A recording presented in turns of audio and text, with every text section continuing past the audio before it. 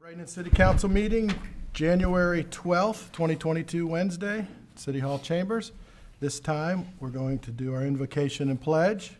If we could ask Vice Mayor Barnaby to give us the invocation, please stand. Thank you.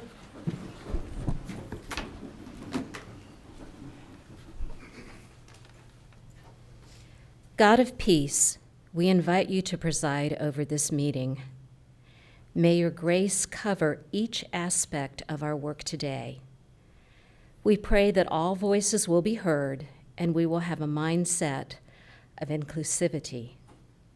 Help us to work as a unified team in combining ideas for a greater outcome for our city. We pray that you establish our steps. We place this meeting, our hearts, and our minds in your hands. Let your wisdom guide our decisions. And together the people say, Amen. Amen. Thank you, Vice Mayor Barnaby, and join us in the pledge.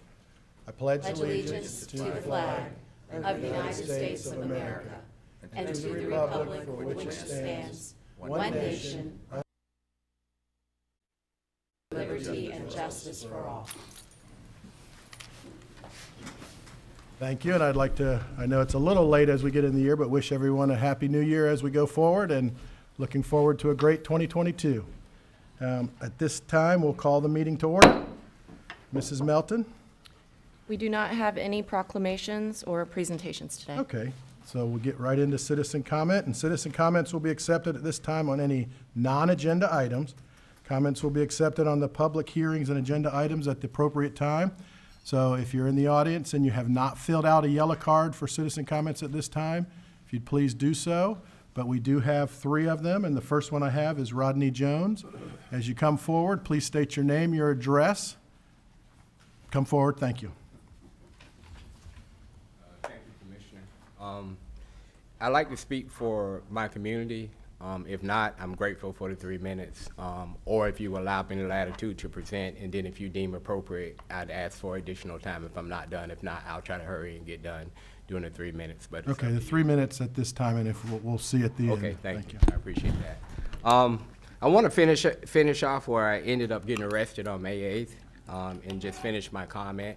And the reason why I asked for the comment was I had a terrible discovery that was hidden from all of you. There was misconduct in the Bradenton Police Department, and as God is my witness, that is the only reason why I came down here to establish that. It got reestablished again on December the 8th of last year. Josh Kramer, I had requested some records, and Josh Kramer asked me to come down and pick them up, and he would explain. I obliged him. I came down on December the 8th at about 9:30. We met outside in the parking lot with Captain Thiers. I told him I'd be bringing a witness as well, and I brought with me a gentleman by the name of Alfonso Houston. He's getting over COVID, and he couldn't be here today, and I thought we had the capacity to call in. He was going to call in, but he couldn't call in. But Josh Kramer admitted that his officers lied to him in the presence of Captain Thiers.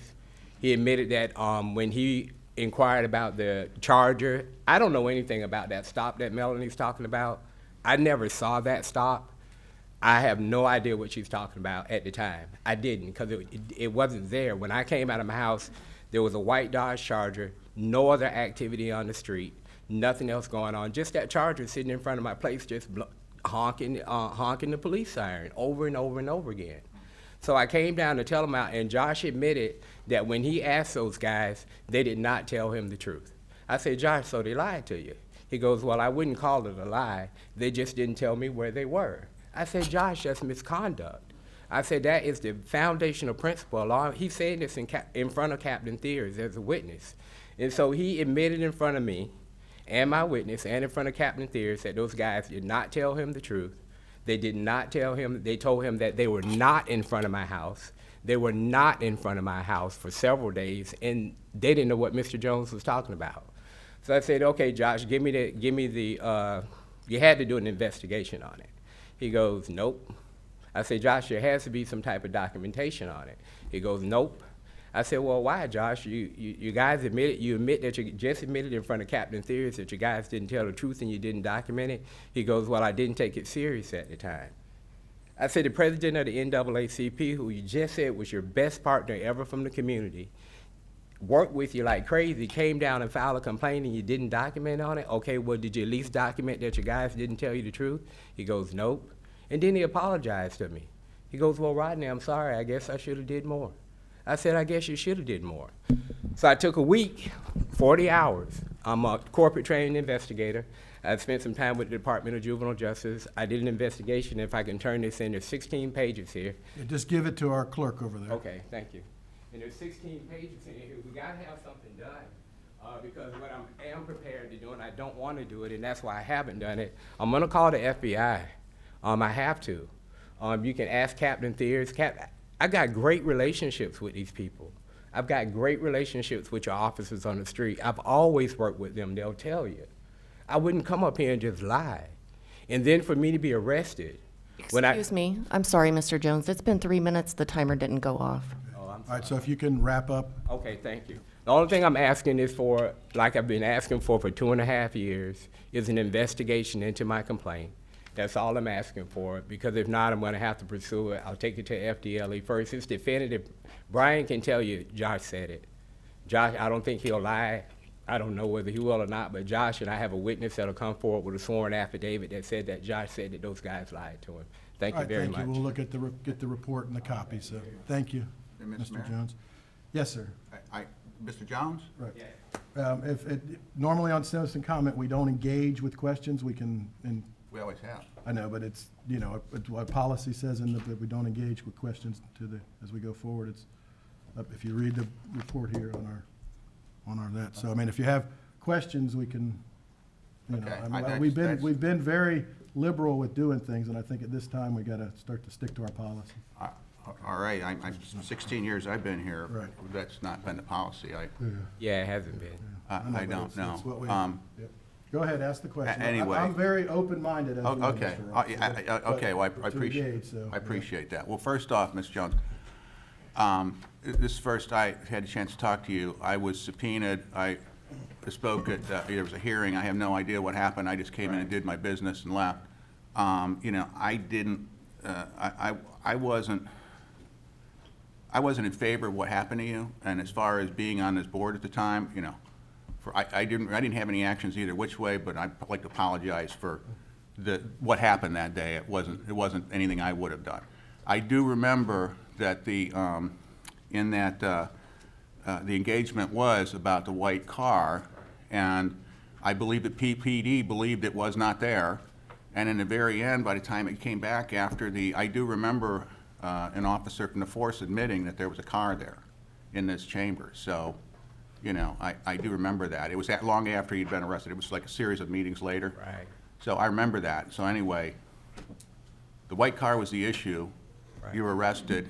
Turned out the white car was there. So, Right. and for any part of it that I had, I apologize for behavior of the municipality. And I'm done, Commissioner Brown. I He appreciate. just made a statement. so Right, thank and I appreciate it. I just want justice, and I want Josh held accountable for what he did, because they engaged in a cover-up, and that's all I'm saying. Thank you very much.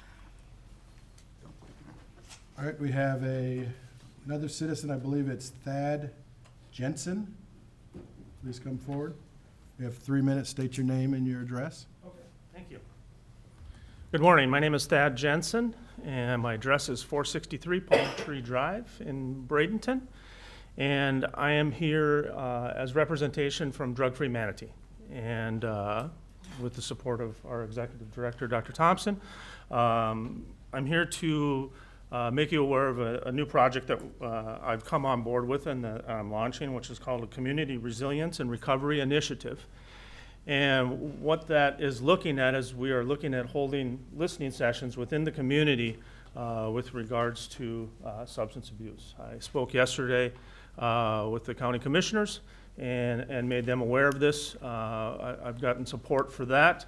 And obviously, with it being within the county, but Bradenton being the largest city within the county, it's very imperative that we have your support on board as we move forward with these listening sessions over the next 6-month period. The reason that these listening sessions are important is what we're gathering data for would be for the Florida opioid settlement, and what that funding looks like and how that can impact our community. And also, with regards to a community snapshot that we have due this fall of 2020, is really going to give us a ground level look at what's going on and to hear from the citizens and your constituents within there. So, you know, if we take a look at what it says with community resilience, and kind of the key behind what we're looking at is the sustainability of the community to use available local and governmental resources to restore and even improve the town or city. Resilience is about surviving and thriving regardless of the challenge. So these town hall listening sessions are about hearing from the ground level of what's going on, taking that feedback, coming back to you with what we find as data, with your support, and then launching projects. Because words with no action mean nothing. And we want to provide action with what we're doing and with what we're gathering. We're all well aware of what fentanyl is doing to our young, and we don't need to, you know, look into the data because it's all over the news right now. And it's about us being able to take a positive initiative to move forward with something. And I feel that this is part of a groundbreaking gathering session to hear from local residents on where we're at. So just to end with, I want to thank you for the time. I want to thank you for allowing me to come up and speak. And that way that you know my name, Thad Jensen. So when you get an email from Drug Free Manatee, you know the person behind the email. So you have a face with the name.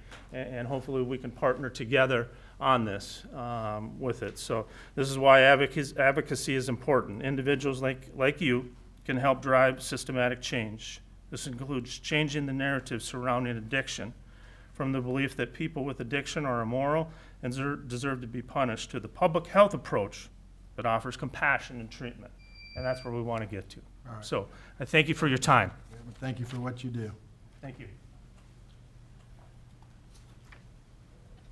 All right, is it Rami Samad? Please come forward, state your name and address, and you'll have 3 minutes.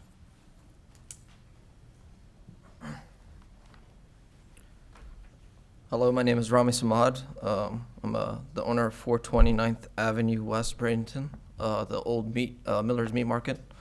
I recently purchased this property in hopes to be part of the city of Bradenton downtown sector. In acquiring the property, I continue to ask myself, was this the right move to invest upward of $1 million into the property to improve it and to open it? The first day of ownership, I felt and I still feel that 9th Avenue is a turn a blind eye road. One of the biggest problems I have currently is the sewer pump next door to my building. It continues to give off a sewer smell 5 to 10 times a day. So maybe that was one of the reasons why the owner that currently had it or could have never made it successful, is because there's always this smell coming out of the sewer pump. I've talked to Brian, who I believe is the one who's in charge of this, of the pump. He was telling me that there's a lot of improvements going to happen, but it's not happening soon enough. He's also told me that the level of sewer smell is right at its max where it needs to be shut down. So either way, I've been, in the process of purchasing this property, we worked with the city of Bradenton, give you guys easement to the facility, because the property that we have is kind of ties it into the whole kind of corridor where it blocks off that sewer for you guys to enter and get out. But so by saying that is, I feel like there should be more involvement or something being done of that smell, because there's houses next door, and high level of sewer smell is very harmful to my research. Second issue is the railroad tracks for that road. It's not elevated, and it's way higher than the actual road, and people's engines soon are gonna have accidents, and it's a mess. That road is a mess. So that needs to be addressed. I'm just trying to go here briefly because I do have 3 minutes. The last thing is I spent hours and hours of listening to these meetings for the last 2 weeks. And I know you guys are in a phase where you want to develop a CRA property on believe on First, where the Save-A-Lot once wanted to be, and it fell through. And I believe that you guys are willing to give millions and millions of dollars to these large companies. I'm a small-time guy. We started in 2011, me and my brother, and now we have over 11 properties. And we continue to build and open stores and try to be part of the community. But, as a city giving millions of dollars to large companies, I think it's not fair to the smaller people like us that are actually more involved in the city and Manatee County in general to build the community up. The last thing I like to say before I get cut off is, I'm just trying to really think if this investment that I've done is worth my money, or I should just not start or continue and just use it somewhere else. Okay, I know that our Public Works Director was writing some things down. Maybe he can get your phone number, you can give it to him, and he'll go over a couple of questions with you. And then the CRA funding, even though this board, minus me, is the actual CRA board, it's not this meeting, so they have a separate meeting. But I think they would probably be willing to entertain you at their meeting and talk about that. So, because there is some different funding I think they're working on and trying to do some things that I know of for the good of the city. So, thank you. Appreciate it. All right, I have no more cards. And is there any other citizen comment? All right, hearing none, we'll start to move forward. All right, We're asking Moving forward. for consent agenda, consent. items A through J. All right, is there any comments or a motion on consent agenda? Mr. Mayor, move to approve the consent agenda. Second. Okay, we have a motion, a second. Mr. Roth? Yeah, I'd like to ask for item J to be pulled. All right, Sorry.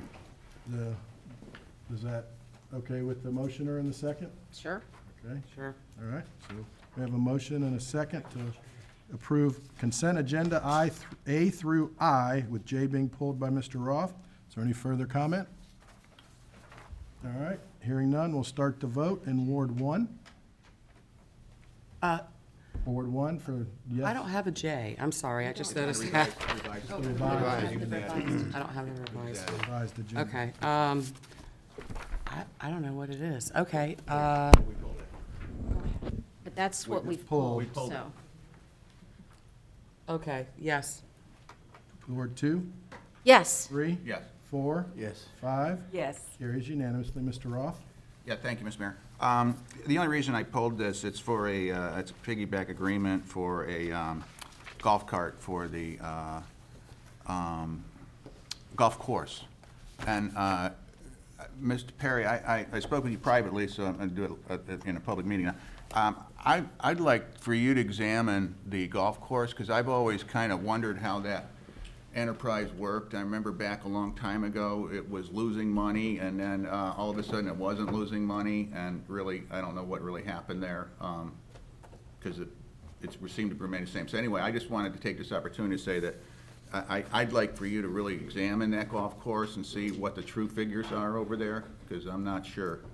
I mean, I don't mind moving forward on a lease for a golf cart, but I'd like to know what's really going on with that golf course. Are we losing money? I mean, we shut down an auditorium because it was losing money. So, Mr. Mayor, Councilor Roth, I think that's a good suggestion for us to take a deeper dive. It's obviously one of our major enterprises. It has done a turnaround from a money loser to a money maker, in short, in the last FY fiscal year. And there's a lot of kind of speculation as to why golf rounds have gone up. Some say it's COVID, people getting outside. Traditionally, over a 20-year period, with my experiences, golf is losing somewhere between 3% and 4% rounds per year as a general game. Municipal golf courses themselves don't do particularly well as they used to do back in the 80s and 90s and the like. So taking a look at that and doing a risk assessment of the finances is probably a good idea. We have a public accounting firm engaged right now that's doing a risk assessment, and I will ask them to take a deeper dive looking at the financial statements and the veracity of those statements. thank you. Yeah, I have a comment too. Mr. Sanders? Yeah, I understand it, and a lot of golf courses don't make money, especially municipal golf courses. That has been true for years and years. But our community needs a public golf course for the common man to play golf, because we all don't have the money to go to the Bradenton Country Club and spend that kind of money. So, you know, it's just like arts or anything else. There's some things that the community has to put out to help the people, and I think that's one of them. I think it's going to be important. Does anyone else have any comments? I was just going to say pretty much the same thing. Especially if it's not losing money, I think having the affordable golfing for everyone, especially our senior citizens that are on fixed incomes, I really would hate to see that go away. Mr. McClellan? Just to kind of put it in perspective for you, when the golf course first opened in 1987, from then till about the mid-90s, it was doing in excess of 50,000 rounds of golf played per year. Then it dropped off, and the low level, it got down to about 40,000 rounds.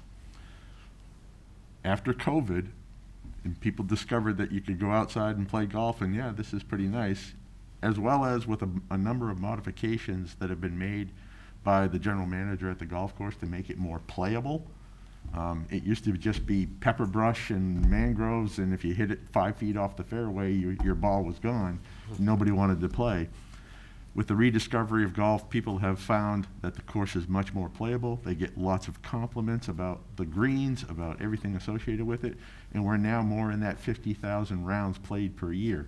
Last year, the golf course netted about $186,000 of profit on top of all expenses, and this year it is already tracking higher than that in terms of being able to be above. So I just want you to know they're doing a great job out there, and I, welcome the investigation into the finances. But I'm sure you'll find that it's being run very well. Okay. Yes, sir. And just for Mr. McClellan, I don't think the term investigation is probably fully accurate, but obviously a financial control review is what I'm looking at, and I agree with everything else you said. Mr. Sanders? Yeah, you play golf out there too, don't you? Yes, I do. Yes, I do too. Well, I try. I tried to play, yeah, I qualify that. Yeah, and I'd hate to lose my raccoon friend that likes to eat my potato chips on that back nine. Yes, Because he does come up and get in the golf cart, and I said, you gotta go away now. I gotta play golf. One question real quick. That lift station that this other gentleman was talking about, does that have one of those purifiers or whatever you call it on there for smell? I'm not sure. I sent a text to our utilities manager to find out for sure if it does or it doesn't. If it doesn't, we will. You can do that. we can Okay, do thank you. The question about the railroad. The railroad, I think, let's save that till we get to the right time in the meeting. I appreciate it. One question I do have on this, since we're on the golf course right now, what I think is going to be important is to do the deep dive of, we made money last year, but what's the previous 10 years? And, obviously, if we lost $1 million over that 10 years and we made 180 now, we still are down, and it's going to be very important. And I agree with everything that's said about the golf course, but we also, I think we need to look forward for the next number of years, that the capital improvements that we're going to have to put into that golf course that we understand is out there. And so that's going to have to be something that we are going to have to make a decision as, and subsidizing certain things, yes, we want to do, but I think it's going to be important just so that citizens know and we all are aware what the next 10 years or 5-year capital improvement plan is going to be and what that's going to cost the city taxpayers, not just the golf course. Because if we actually tried to pay for that, in my opinion, pay for that golf course by the golfers, the fees would go drastically up. It would be like a Bradenton Country Club. Whoa. Yeah. You're shaking your head, and that's not true. Well, I'm unaware, at this point, it operates as an enterprise fund. So it's self-sufficient. It operated in the negative, but it also operated in the positive for a long time. So I think as of 2.5, 3 years ago, it was about 800,000 in the hole. Okay, over those past 2 years, where we've made probably about a quarter of that back, in other words. So basically, we've always looked at it as, if we ever got to the point where the balance was less than the value of the assets, that would be the time to get out of the golf business. But as it stands now, it's operating, I don't believe for the past 2-3 years, there's been no subsidization of the operations at the course. Okay. And for instance, this golf cart lease that's in front of you represents about $11,000 a year in expense. We budgeted $54,000. So there's $40,000 Okay. excess in the budget right now associated with being able to do something. And the only reason I'm saying it, ever since I've been here as a councilman and that, we closed the auditorium because we weren't making money, which I was against, because I thought we should try to keep for the community as a way, not to subsidize it, but try to figure a way to at least make it break even.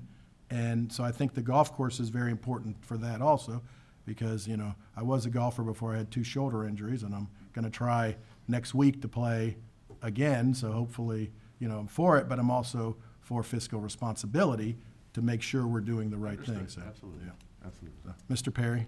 Just wrapping it up for my comments, getting back to where we started with Councilor Ruff, I think a good financial analysis looks at the working capital, the expenditures, the revenues, whether the capitalization of different things are properly allocated. I mean, a lot of these expenses could be shared, and maybe it's not truly reflecting overall cost or revenue opportunities and the like. And I think after I conduct a thorough financial analysis, I'll be able to give you a lot better snapshot of what's happening there financially, both on a longitudinal lengthy period, as well as for short-term prospects, as well as look at capitalization value of the assets that are contained there and future capitalization needs. I mean, you have to consider all that. Right. Yep. Yeah. Yes, sir. And- Mr. Roth? Well, and my point for bringing it up was, because this goes back way before COVID, I've been looking at it. And I do, I understand the theory of, I agreed we shouldn't have necessarily shut down the auditorium. I thought it was providing a service, but we did. And on going back to the golf courses, I do remember, it was a while ago, I mean, what I'm saying a while ago, well, years and years ago, that I was watching it not do well. And then all of a sudden it was doing well. And I'm not sure that anything happened other than accounting techniques. So that's all I'm saying is, so I'd like an audit to go back to where, what is, and if we decide that we want to have a golf course that loses money, I'm not opposed to that.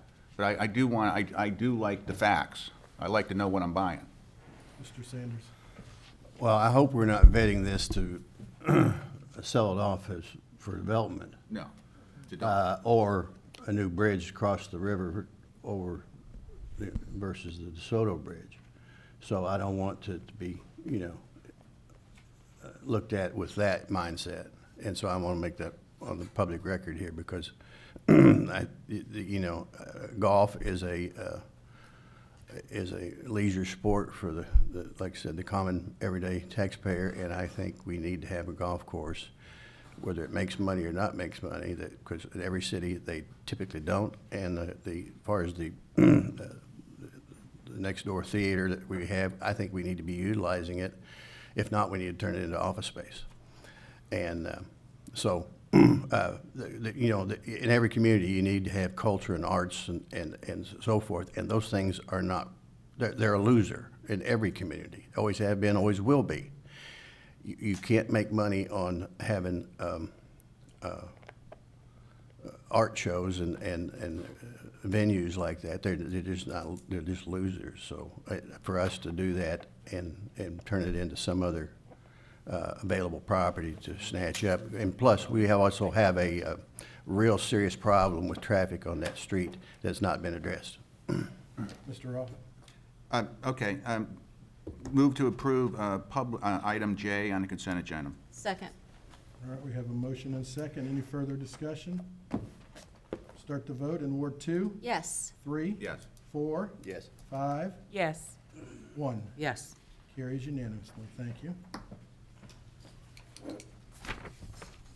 Mr. Mayor? Yes, ma'am. I don't know if as we're starting our business, if I could, it's been a year, and I'd like to make a motion to, I want to thank Mary Ann for being a wonderful vice mayor, but I'd like to make a motion to appoint Pam Coachman as the new vice mayor for the coming year. Motion Second. And a second. Any further discussion? Hearing none, we'll start the vote in Ward 3, Yes. 4, Yes. 5, You got to vote. You got to vote. 1, Yes. 2. Yes. Okay, I didn't think Oh, of that. Okay, so, Mrs. Vice Mayor, congratulations. Thank you. Thank you. All right, Mr. moving on. Mayor? Yes, ma'am. Yes, ma'am, Ms. Barnaby. I do believe we made history today. Okay, I don't believe we've had an African-American woman as our vice mayor, so congratulations. congratulations. Thank you. Yay. All right, and thank you, Ms. Barnaby, for a great quiet year. Yeah, Pam, you gotta keep that up. Watch out now. I'll bring my scepter down, how's that? All right, moving forward, Mrs. Melton. We have the first reading of ordinance 3093, an ordinance of the City of Bradenton, Florida, amending the Code of Ordinances of the city to add a new Article 3 to Chapter 22 entitled Vacation Rentals, making legislative findings regarding the need to regulate vacation rentals, providing for the regulation of vacation rentals consistent with state law, requiring registration and requiring a certificate of registration, providing requirements for registration, including the designation of a responsible party for each vacation rental, property inspections, minimum safety requirements, and minimum posting requirements, providing for maximum occupancy limits, establishing penalties for violations, providing for fees, providing for severability, and providing for an effective date. And the second reading and public hearing is scheduled for January 26th. Okay, we do have one comment card, and I know normally in first reading, you know, we just kind of set the date and then set it for public hearing, but, Mr. Perry, and I know in the past, we have let people speak and then they just put it on the record so they didn't have to come back. Does that seem appropriate today? Yes, sir. Yeah, I think is that, Defer to yeah, I think that's city attorney. city attorney I think that's for it. that part of it, so I think that's appropriate. So, it's not a public hearing, though. I mean, do we have to open a public hearing to have that happen? No, but I think you're free to take a comment as a courtesy to the person. Yeah, I think so, and I can call Max up if he would want to come up, and did you want to give your comments today? And then, obviously, they'd be in the record, so you didn't have to come back on the 26th, or would you rather come back on the 26th? I'll come back on the 26th. Okay. I'll, All right. I'll keep it short and sweet. All Thanks. right, thank you, I appreciate it. And I do believe we did get a letter from you. Yes, sir. So that's on the record, that'll be in the record as well, so thank you. Great. All right, so at this time, the Chair will entertain a motion to pass, this 30? They don't need a motion. Oh, just to set the date, you're right. Just So, to set the so date. just the date of, move it to January 26th for the public hearing and second reading. Yeah. Thank you. All right, Mr. Perry? Thank you, Mayor, Council. Under item 7, new business by department heads, Housing Trust Group, HTG, update to loan terms for Riverview 6, I think is the matter on the agenda. I believe the overview provides some background into it. I believe council is familiar with this project that has been kind of looming through the city and the CRA. This is a participation agreement by the city side to assist the CRA with the developer to work on a project that has been somewhat a little bit difficult at times and small margins and important to the city's CRA program. I think, quite frankly, Katarina and Delia from the developer itself, HTG, could answer technical questions about the proposal. Okay, so, any questions from the council, or do we want to have? It's just an update, right?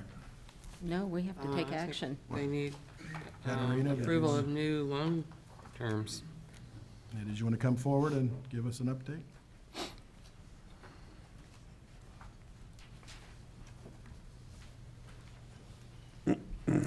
Good morning. Thank you for having us, and I want to just take the time again to thank you all for in the first place approving that help. It was the one thing that helped us get that funding from the state. So as an update, we are proceeding with the form-based approval. We are well underway with that. We've submitted for the site improvement permit, which we are also in the second round of comments of addressing those. We expect construction to begin in May this year, hopefully. As Mr. Perry did point out, it has been a little bit of a bumpy road with this one. We, after much work, we were able to secure the entire block, which was the desire of the CRA for the whole block to be redeveloped. And we were also able to accommodate a pretty significant amount of commercial retail space on the ground floor, which was also a desire of city staff. We have had, a great experience working with the city of Bradenton, not just in this project, but also the Addison. And we hope that this will be a project that can bring housing. It's also at workforce levels, so it'll be a great addition to the city. And thank you again. If you have any questions, I'm available to answer. Questions or? So are we just upping the interest rate, 0.25%? If I could address maybe a little bit about the action before council. This is basically to approve a $460,000 loan by the city that had been approved previously, but there was a couple of issues with the loan, both as it relates to its terms as well as it relates to its purpose. I think initially it had been proposed to council as a matter of senior housing, and it was modified to be affordable housing over the course of the last year and a half. CRA, I believe, takes the position, and with the direction of council, that it's a very necessary project. It's a difficult project to develop, and the pro forma on the project itself from a financial perspective is somewhat difficult for the developer.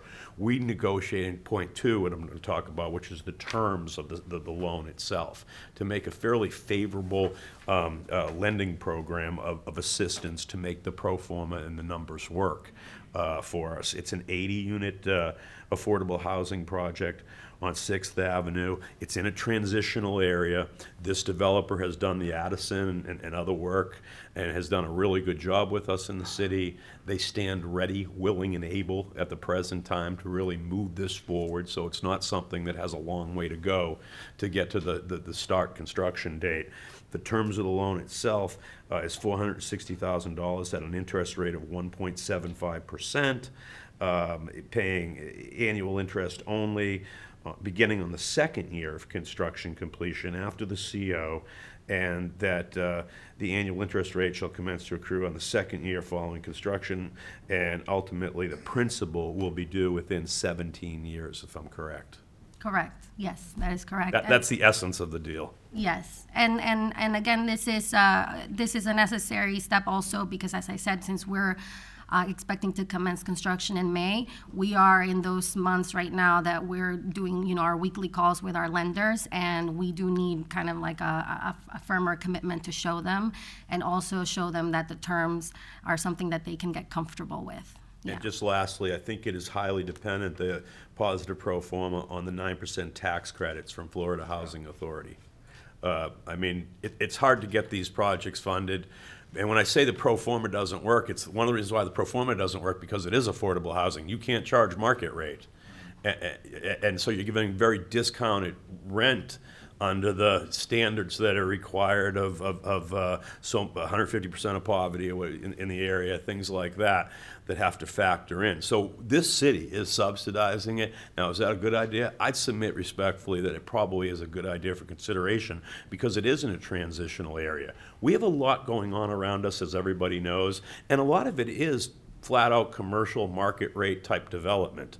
Transitional areas on the outskirts of some of the more important areas to transitionally redevelop needs a little of assistance. That's why the tax credits are there. That's why we give a discount. That's why the city participates in these agreements. That's kind of what's going on with the deal. I had a couple. Ms. Coker?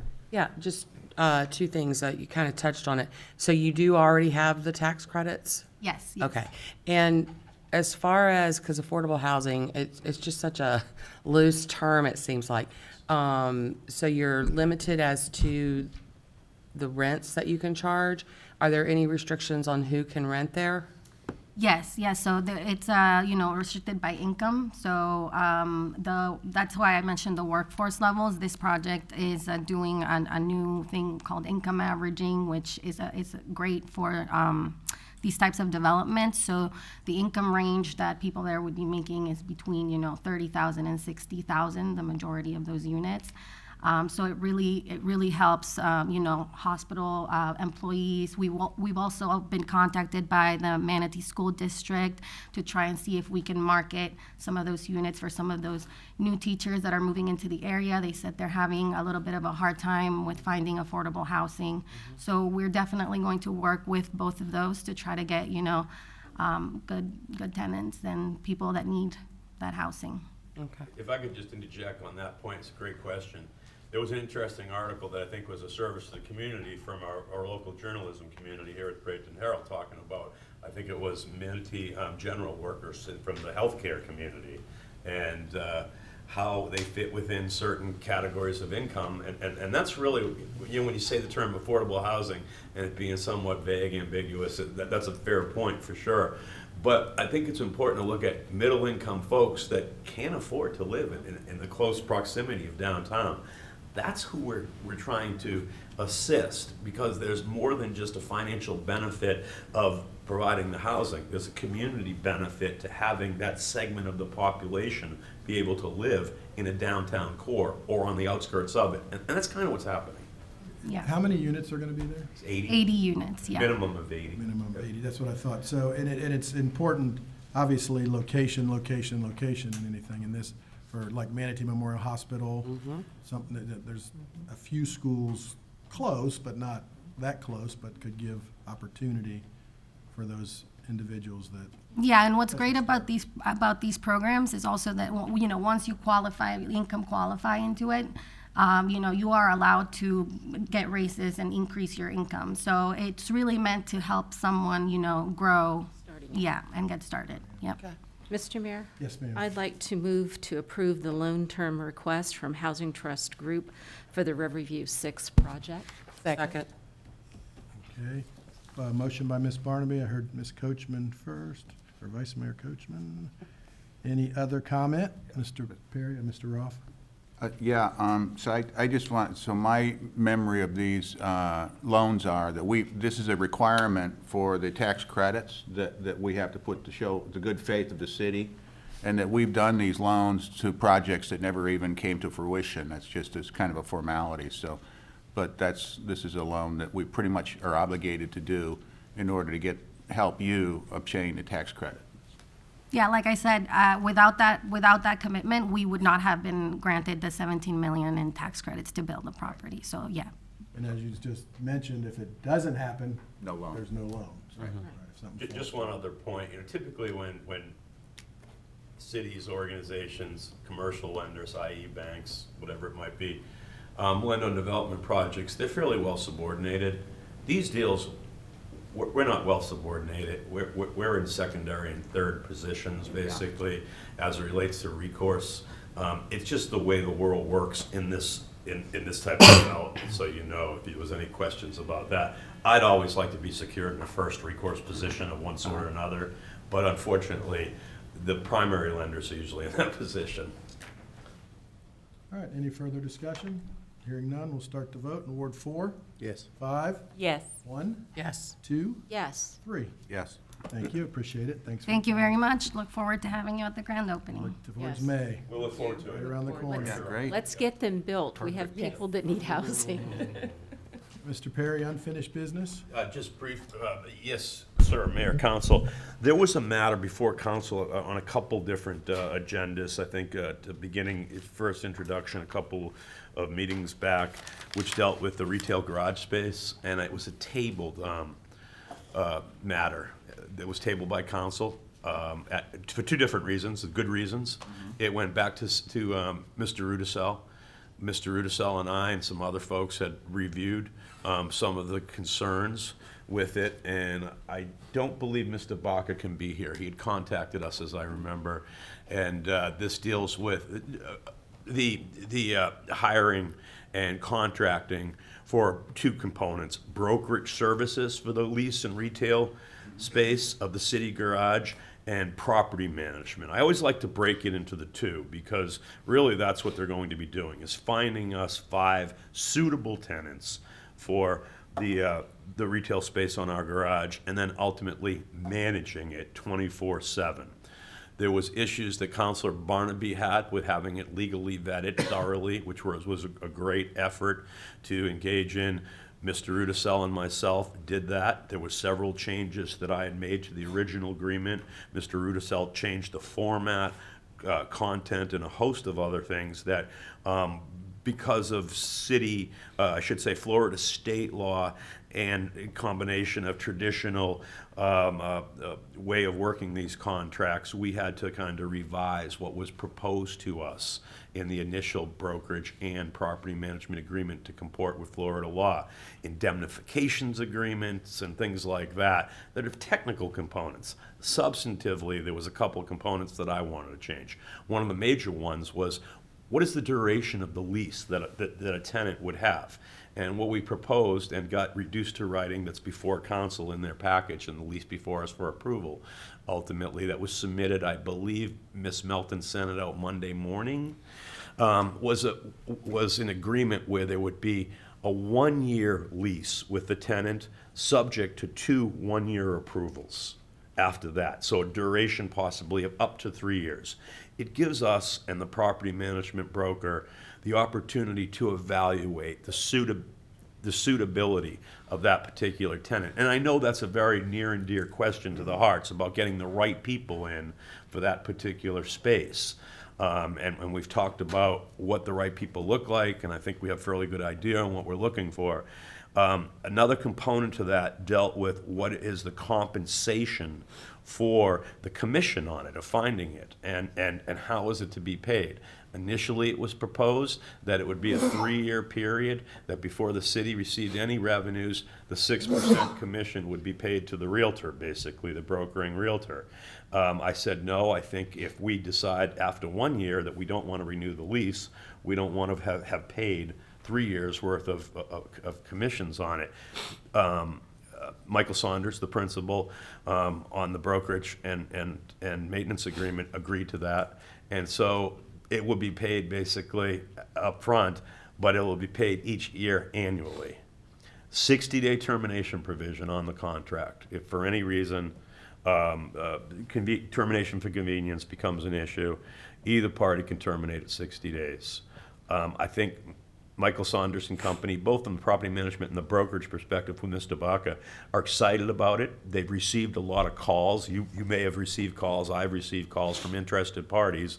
And really, we're looking for, again, suitable tenants with roots in the community that have established businesses, preferably, that they'd like to expand into the downtown area at a smaller kind of storefront level. That's what we're talking about, during the right hours to stimulate business. And walkability in the area, and be a good neighbor utilizing the city's facility.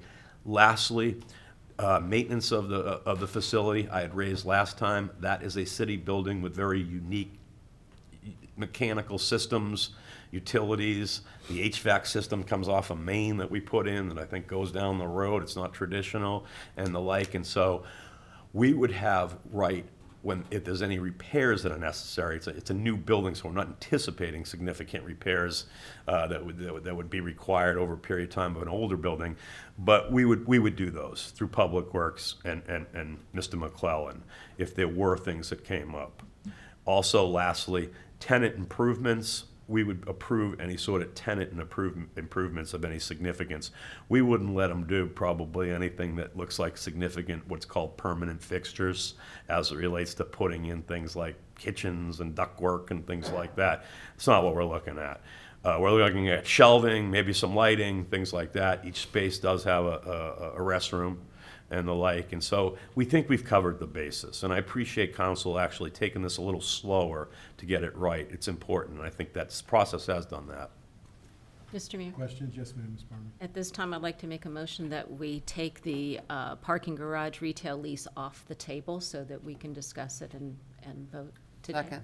Okay, we have a motion and a second. Any further discussion on the motion and the second?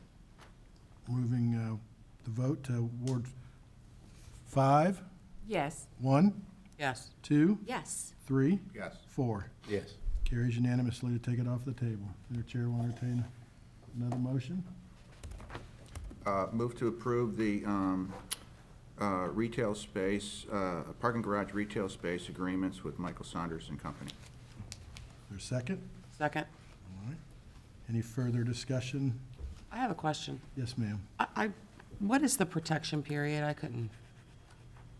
I'm sorry, protection period? Yeah, it's a small thing. Just if, it's just the amount of time after the lease, our listing agreement expires, that they still are owed a commission unless we're listed with someone else. And I just couldn't really quickly find that. And it's not a big deal. I just didn't know where it was and what it was. That's the only thing. 1 year.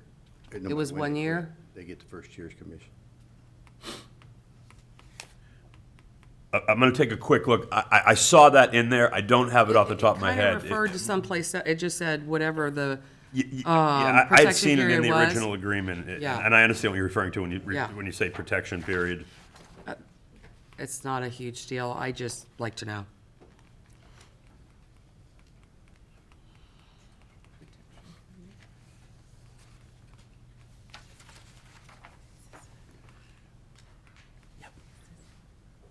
And that's gonna be under section 60. It's in section, I believe it's going to be section 6D. yeah, but see, it just says, the way it looks like, it refers to the protection period, but I don't see where it says what that protection period is.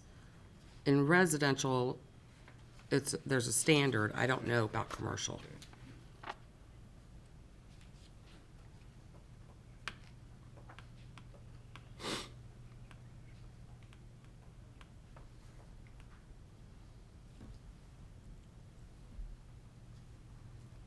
I didn't mean to hold us up for this. It's not a huge deal. Mr. Perry? I'm trying to remember.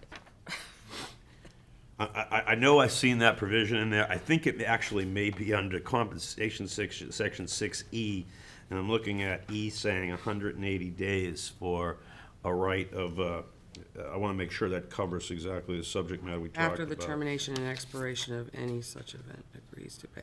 Yeah, that's it, 180 days. Yeah. Okay. Thank you, ma'am. Thank you. Sorry about that. Any further I'm discussion? sorry about that. Yeah. Yes, sir, Mr. Roth. Yeah, I wanted to thank the administrator for getting us through. I know that he was concerned that it was taking long, but for those of us that have been waiting years to get this done, having a little bit, another few weeks to make everyone comfortable is not, that's the way I'd prefer it. I'd always try to get a 5-0 vote if possible, but we've been waiting years for this, so I want to thank you for that. And, if the previous administration wasn't moving, it wasn't, I'm not sure why it didn't want to do this, but this is something long awaited for. I look forward to filling those spaces. That's what we built them for. All right, thank you. All right, any other discussion? Hearing none, we'll start the vote to approve in Ward 1, Yes. 2, Yes. 3, Gleefully. 4, Yes. 5. Yes. Carries unanimously. Mr. Perry, any? Just a matter of information for council. As you may know, we went into a shade meeting that dealt with collective bargaining a couple meetings back. That specifically dealt with the AFSCME union and their declaration of impasse. Ms. Taylor, Nilsa Taylor from HR and ASD now, had kind of spearheaded that with our attorney, Mr. Herrig, who talked with you all. I'm glad to announce that we actually went back to the negotiating table and we were able to get a tentative agreement that now is out to the membership for collective bargaining ratification. In short, what that agreement does within the blue-collar workspace over at Public Works mostly is it would identify approximately 50 positions, 51 to, I think it's actually 51 minus 4 that are in the bargaining unit, but a significant population of the people that work in solid waste, and it allows basically a salary increase of approximately, on average, $2.74 an hour. Now, we're talking about employees that probably make on a range of anywhere, when we bring them in, maybe about $14.50. People that have been there longer probably making in the low 20s. The vast majority of them making in the $16, $17 area. And $2.74 an hour is a fairly significant salary increase. We think it will help us ultimately with our CDL issue, with our overall solid waste worker issue, and make us competitive within the marketplace with the private sector as well as other public sector employees. As we all know, this has been a nagging problem for the last year as it relates to solid waste overall. And we know that one of the components of the problem is our ability to deal with recruitment, retention, and vacancy. And we think this will help. Will it be the overall silver bullet? Probably not.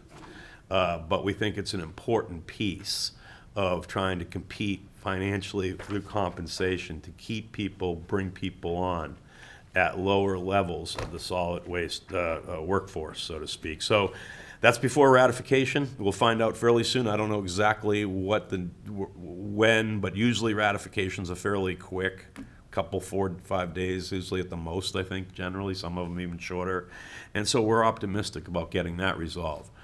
There are other issues related to salary levels at solid waste with the other blue-collar workers out of the 160 plus. We're talking about 50 that I intend to basically bring before you in the future and look at on a phased approach. Mr. McClellan and I have talked about that. In addition to solid waste and the ASME union, we also have negotiations going on today to look at the Bradenton Police Department and what compensations and retention, recruitment, market rates are for police officers generally, and members of that collective bargaining unit. That's PBA, Police Benevolent Association, and lastly, fire. And police are under a contract, as I think everyone knows, until October through this year. But after that period, it would be up to a new contract. We're going to listen to what the offers are. There's no precast notion that I have. I don't think that the union representatives in my discussions thus far have had any kind of preset demands and levels, but we're going to start the discussions. And we're going to start those discussions that deal with next year's contract and consider this year's contract at a certain level, but certainly next year's contract. We're doing the same thing with fire. The reason why I'm telling you this is because traditionally, from what I understand, typically those contracts would expire or be really close to expiration, and then the negotiation would take place. I like to know in advance, what is it that we're trying to accomplish? What is it that the bargaining unit is trying to accomplish? How can we work together to meet in the middle and get things resolved before they reach a more tenuous point after a contract has expired? That's been my experience. Sometimes it has to expire, but I just want council to know that I'm going down that road. I made a statement to council last time that to a certain extent, we're paying 2010 wages now in 2021, and I think that's true. I think it's been very competitive. I think that council has been thoughtful. I think the administration prior to me did a good job with trying to keep the lid on cost, and labor cost in particular. It's a major cost. But I think we also know that in 2022, coming out of 21, that there's a labor shortage. And 60 Minutes ran a 20-minute segment that was pretty interesting on people leaving the workforce in a variety of different positions. We all have different feelings upon that. The educated, analytical, intellectual community has reasons why this is occurring. I'm not so sure I agree with them all. I'm sure everybody has a different opinion. But something is occurring. With that being said, I think it's important to get a jump on this. Police departments, fire departments, solid waste departments, public works programs, they're expensive. They're expensive to run. But if you're gonna run them, you wanna have a good one. And that's kind of where I'm coming from. And I think one of the things, talking about the initial comment about ASHME, is that some of those lower scaled wages really, it may seem like a big increase, but it's not, because we're just basically bringing them to a level that's more of a cost of living level. And, you know, so I mean, it may seem like a bigger jump than it is, but it should have been there maybe a little sooner. Sure, and if you take 2080, because that's how many hours in a year, it's how I always calculate annual wages, and you multiply it times 15, you know, you're at $36,000 a year. You're gonna be in one of Delia's affordable housing projects, even though you're full-time employed. Which you can't find. Which are difficult to find, absolutely. You know, that being said, 3 types of labor: unskilled, semi-skilled, skilled labor. I appreciate you working to get that at a level. Mr. Sanders? 2 questions, Mr. Perry. You kind of touched on it. What about we have, like I said, 160 employees out there, and we've taken care of 51. What about the other 110? Great question, Mayor, Councilor. Mr. McClellan and his staff and my staff over here have taken a look at things and trying to kind of hone them down on what's possible, what's necessary, and the like. You know, when I gave those categories of labor, it's interesting to think about blue-collar workers, but the folks that are in the ground, you know, digging up pipes for us, well, you got to have a certification to do that. That's semi-skilled labor. And so we're going to look at the multitude of different positions over there and try to make sure we're at least at market competitive rate, so that we're not losing employees to other employees, and that we're rewarding, you know, longevity and different instruments and mechanisms we have to do that. So I think we'll be doing that. I'll be honest with you. I mean, I'll put a number out there. I think by the time we're done with this FY, this fiscal year, I will be back with budget transfer authority for somewhere on the $1 to $1.2 million range in requesting wage adjustments for working class employees, 3 different departments. And if not right away, probably going into the next FY on those new contracts. That might be a big number, and I'm not saying it isn't, but consider it in the totality of a $130 million budget, 53 general fund, you know, continuous operating and the like, and consider it in the totality of today's labor market and what we're trying to do in the city. I think it's somewhat modest. I don't know if you answered my question. I'm sorry if I didn't. When are we looking at the rest of the Public Works employees to expect a raise? I think we're going to continuously. When I say continuously, I think once we get this ratified, we will look at either the entirety of the group or components of it that are particularly out of balance, so to speak. And I think, to answer your question, we'll be doing that over the course of the next 3 months, 4 months. There's 7 months left in the FY going into October. And they did negotiate a contract, so then we have to work on the other parts of it. Yeah, I mean, that's the interesting thing, that if this contract is adopted, we have a contract with all of AFSCME, 163. Right, But that doesn't preclude me or Mr. McClellan and his staff or Ms. Taylor, and, you know, as your representatives of management from the city, from going back trying to fix something that we still know needs to be fixed. Yeah. And surely they've discussed that with you, because you've only taken care of a third of the unions. We have. We've And had so they have to be previously. putting pressure on you to I don't know if I think it's term pressure, but they discussed it, and he It's was more raise. obviously concerned. Yeah. Right, yeah. Yeah, the other part I get here is, yeah, and because they want to know. I'm sorry? They want to know. They want to know when they're going to get a raise.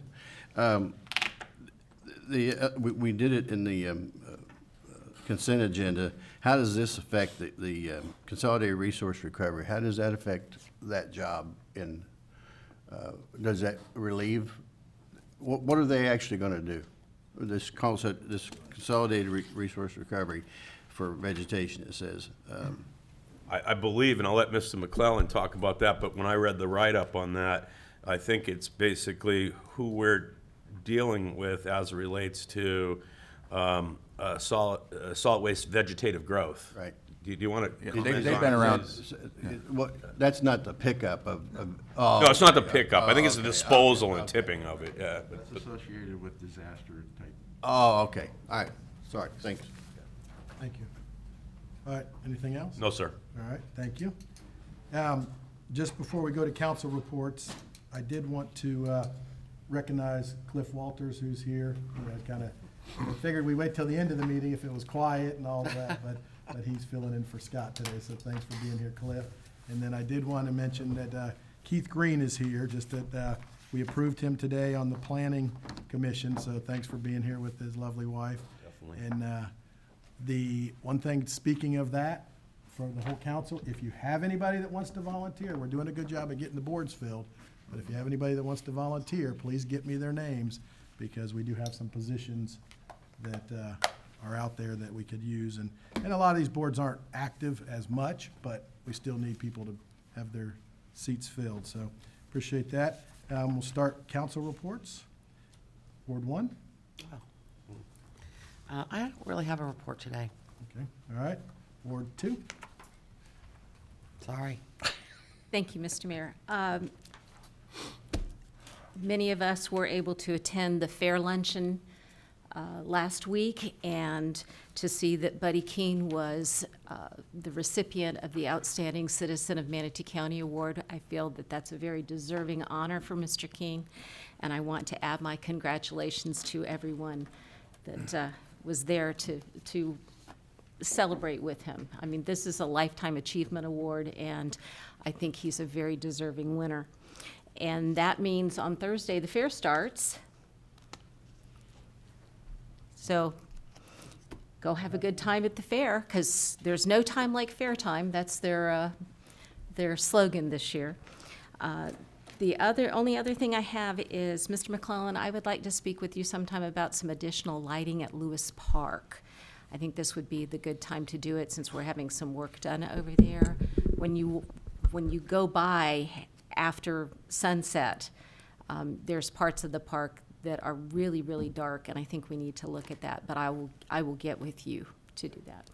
Thank you, Mr. Mayor. All right, thank you, Ms. Barnaby. And I wanted to just add something to the Buddy King thing. I loved when he was up there talking, and he kind of said, you know, I didn't know I was being here, I thought I was here for something else, and he went down and he goes, and I could have been doing other things.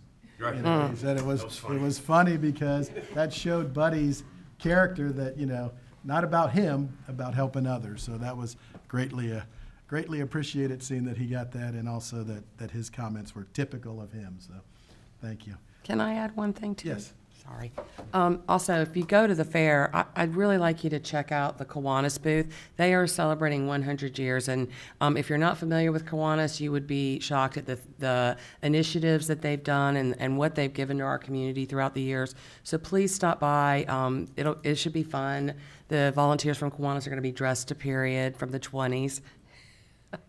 So please stop by. Have you picked your outfit yet? I'm not sure I'm going to be there. All right, thank you. I have one. Yeah. Mr. Roth? Where votes for women Saturday? Thank you. Since it was mentioned, resource recovery, we approved it in a consent agenda. That company's been around for, gosh, 20, 30 years. I know I used to do business with them in my previous life, which was a life ago. So, anyway, they have really, really heavy equipment where they take mountains of debris and reduce it into mulch.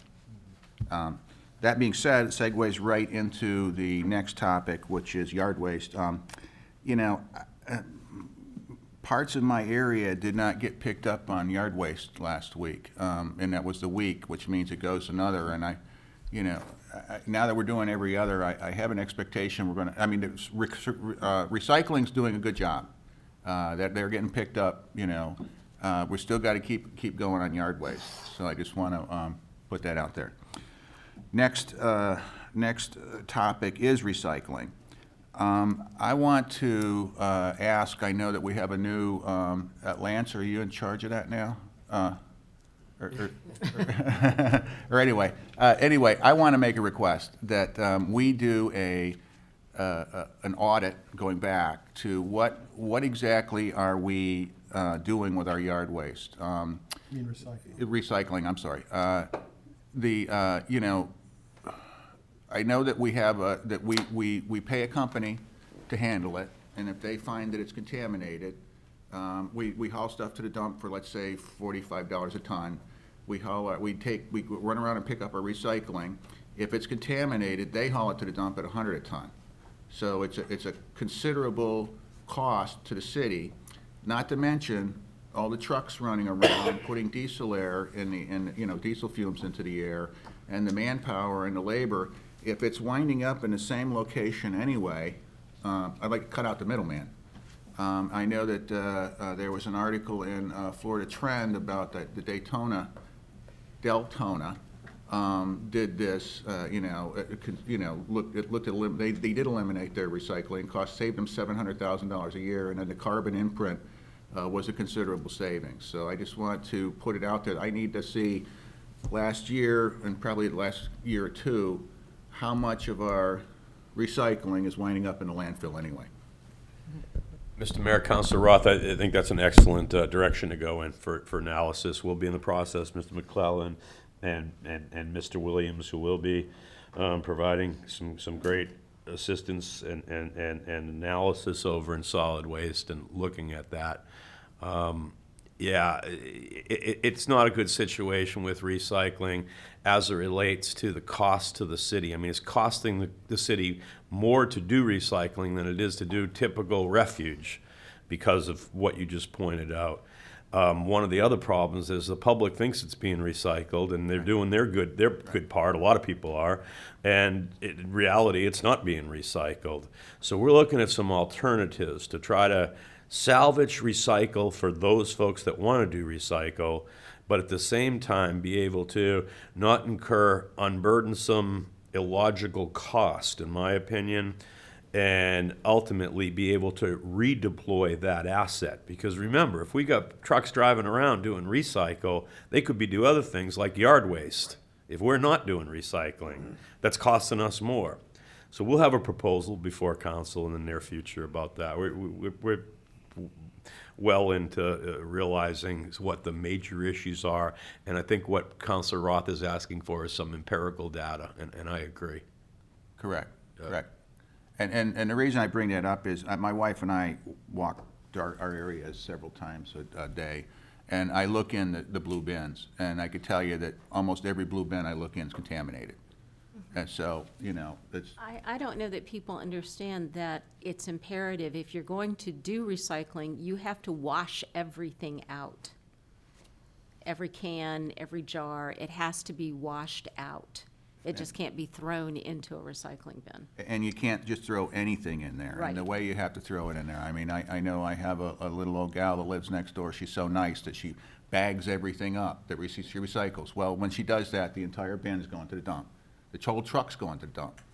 And the reason I wanted to look into this is it's going to be a big decision, a big call, but I want to look into it and see what we're going to do long term. But the other thing is, going back to yard waste, this is Florida. We all moved down here for a reason. Flora and fauna. Things grow like crazy down here. You don't even have to water it. God does that.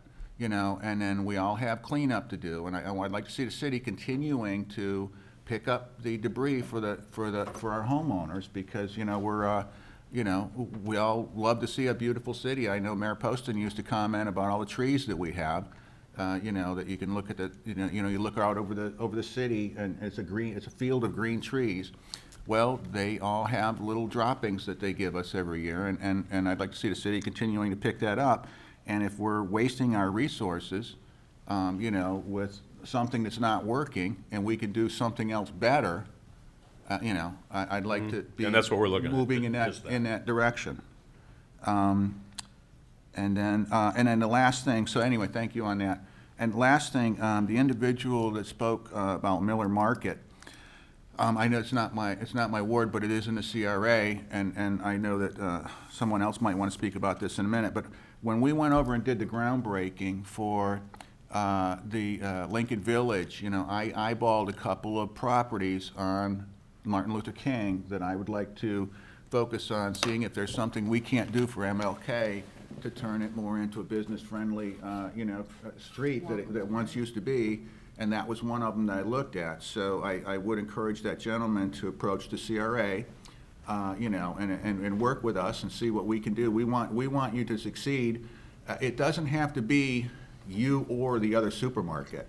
You're providing a neighborhood thing there. I mean, that's not the way we look at it. We're not, you know, choosing one over another. There's just a commitment was made for a large-scale supermarket on a key property that the city owns, and we're trying to develop that. And that's 10 years, 15 years in the making. But that doesn't exclude that we don't want that person to succeed in the Miller Market. That's a neighborhood niche we'd like to, you know, my opinion, anyway, I'm not speaking for the board, that's something that we should look into. So, thank you, Mr. Mayor. Thank you. Mr. Sanders? Nothing to report. All right, Mrs. Coachman? Thank you. Excuse me, Vice Mayor Coachman. It's taken me a few minutes to just kind of let that sink in. There were times during the meeting shortly after that, all I heard was wonk, wonk, wonk,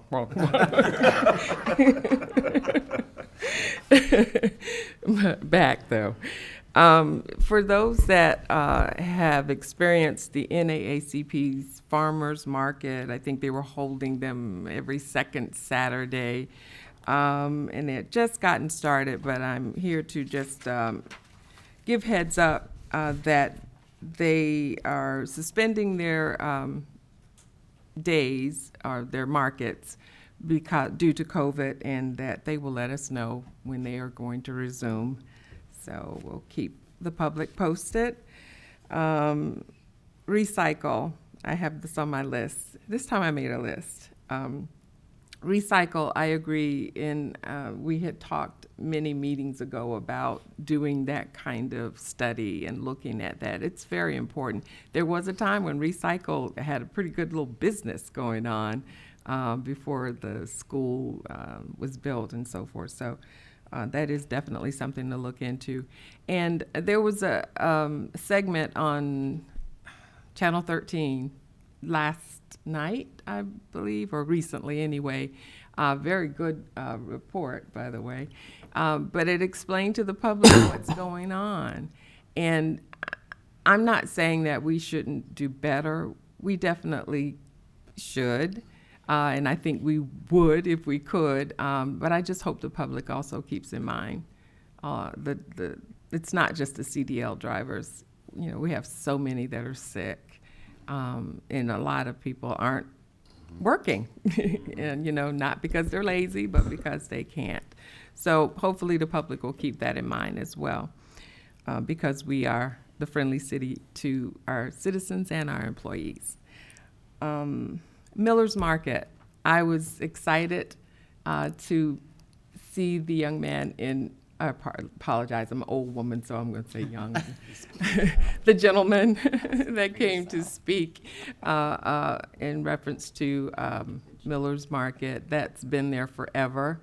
And it was on my sites. It's on the CRA's sites. And there is the vision to bring back as much of a business district on MLK as possible, because that's what it was. And so keep up with us. I mean, you know, stay in contact. We just want a clean, safe community. I want to thank Public Works for all that they are doing to try to keep our communities clean. And I want to thank BPD for trying to do all that they can to make our communities safe. I've had 2 citizens to thank me, and of course I said to them, no, don't thank me, thank BPD, because of some substantial things that have been done to make parts of our community safe, safer, I'll put it that way. Other good things I want to say that we hear so much, citizens are, upset about recycle not being picked up or whatever, all those things, or this is broken and why can't the city do something about it? Well, I'm here to say that there are a lot of instances where citizens have concerns and we take care of them immediately. And I've just had that opportunity, and I've had some citizens to thank Public Works for taking care of a curb situation, and again, BPD for taking care of crime. Also, let there be light. There was a very dark street in my area, and now there is light. So I thank FPL, and I also really have to thank our Public Works Director, because he was the one that actually made the phone call to FPL in concern about this dark street.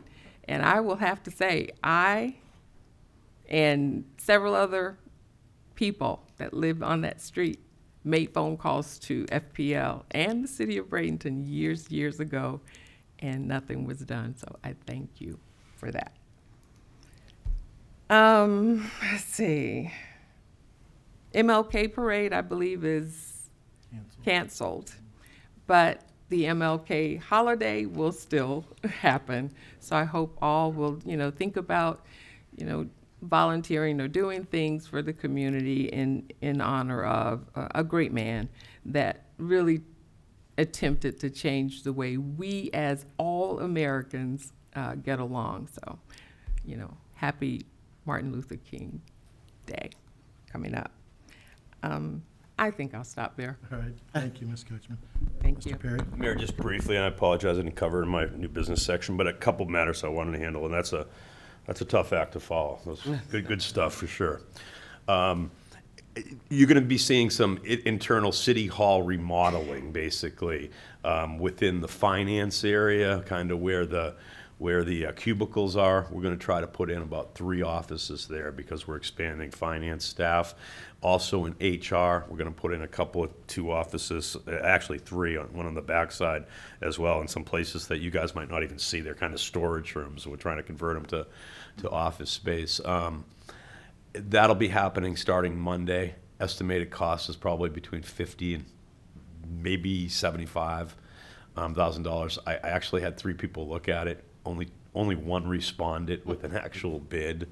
Mr. Bruner has been helping me. It's within budget for City Hall improvements that's already been approved in this FY operating. I just wanted to let you know when you see contractors in there on Monday, and they're going to start kind of in that hallway where Tamara's old office was and do our little area, which we're not doing much in. We're just going to reconfigure that hallway and then ultimately go back to finance and accounting, and then ultimately over to HR. We're probably looking at about 30 days. And we're trying to do it after hours, most of it. And that's why it's a little bit more expensive than normal.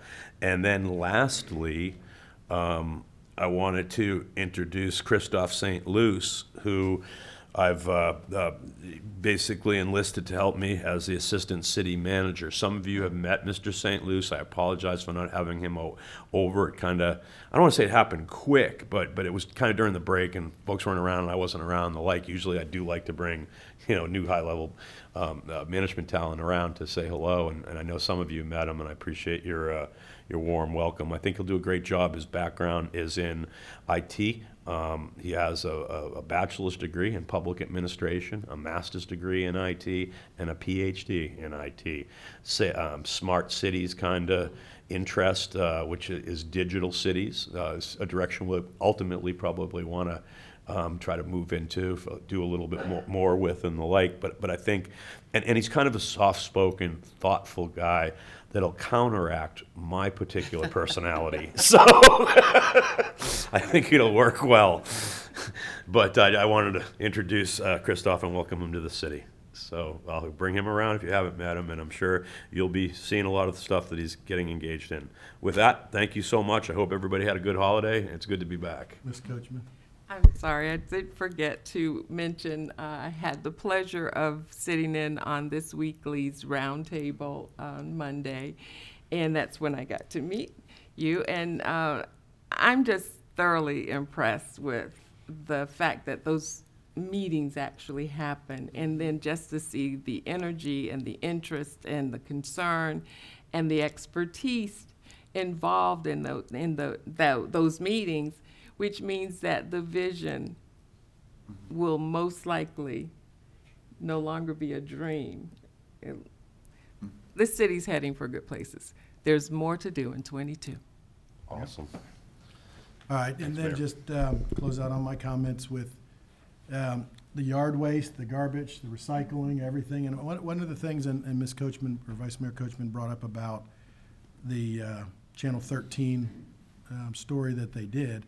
And again, I think Jeannie did a great job, Rob did a great job at bringing out the positive, you know, and again, trying to say that we are working through this.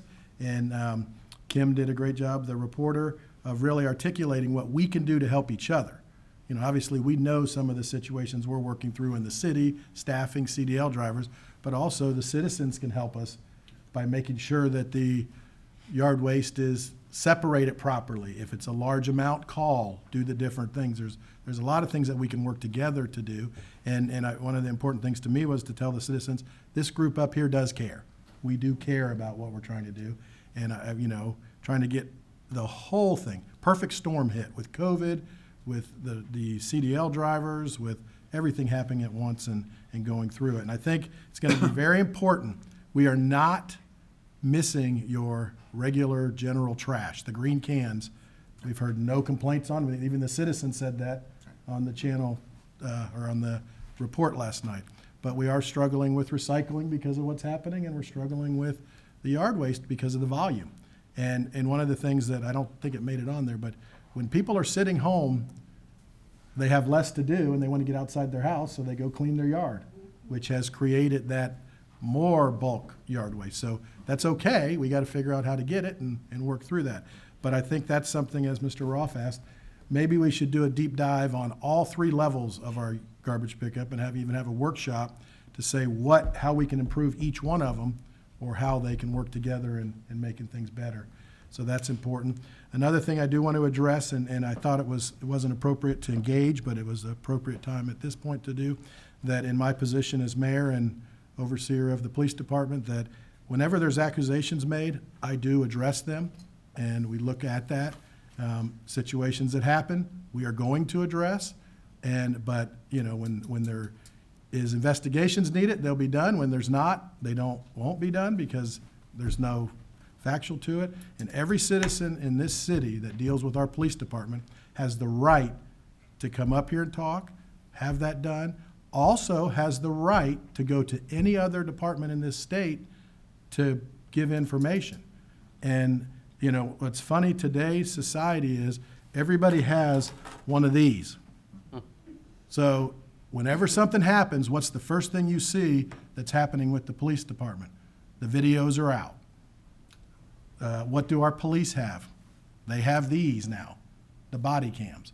And that's very important. I was supportive of that years ago, supportive of it when it came through last year, or I guess now 2 years ago. But, you know, we do take those complaints serious and we address them. But when the investigation goes through and there's nothing there, you can't do any more. So it's going to be important that, you know, every citizen has the right to do what they feel is right and move forward. You know, and situations that happened before my time when I was on the council, you know, it has been addressed and it went through a jury trial and the jury spoke. And it's important when you have a jury trial to respect the process. So we respect it and we thank it. So, and then it's fair time. That's the best time of the year. And we're the first fair, I believe, in the state of Florida. And that starts out the year. And that's the exciting part. And I think the new duties of the vice mayor is to make sure it doesn't rain all the next week and a half. No pressure. Good. So thank you. And we'll move on to department head reports. Anyone has special? Robin? Yes, one item. On October 13th, you heard an item about a group home for at-risk youth. It was continued actually to this meeting date, so time certain. And we're asking for another 2 weeks continuance on that. They are working with the fire marshal's office to resolve some of the occupancy issues. They still have to work out some other issues on their operations with police department. So we hope to bring that back to you within 2 weeks. So we'll make that time certain. If it has to be continued beyond that, we will renotice the item. So, Do we need a motion for that, or is that just something you tell us? I don't believe we do. I don't know. I just, Mayor, Council, and City Attorney, I just want to make sure that into the record that this was at the request of the movement, so to speak. Yeah. I know they have to be in The agreement applicant. typically on a date certain. That's what I'm concerned with. Yeah, they ask us to move it forward. Yeah. Okay. Okay. That's your understanding of Yes. why we're not hearing the matter when it was last scheduled for today's hearing. Correct. Okay. Okay, thank you.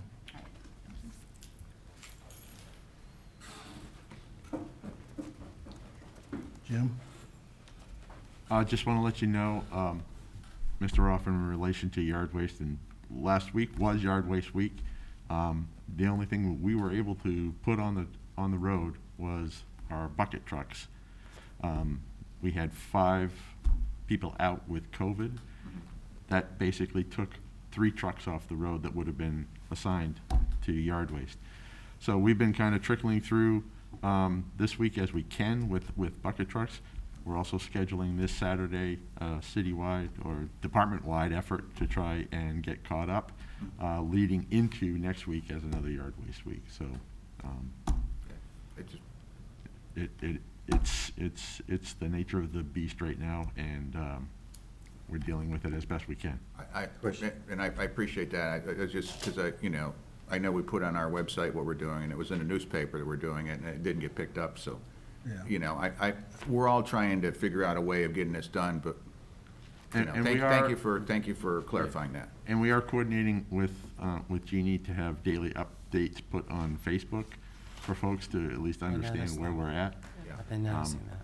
So for instance, this week is Recycle Week. Yesterday, we still had the same problem that we were behind on being able to put recycle trucks on the road yesterday.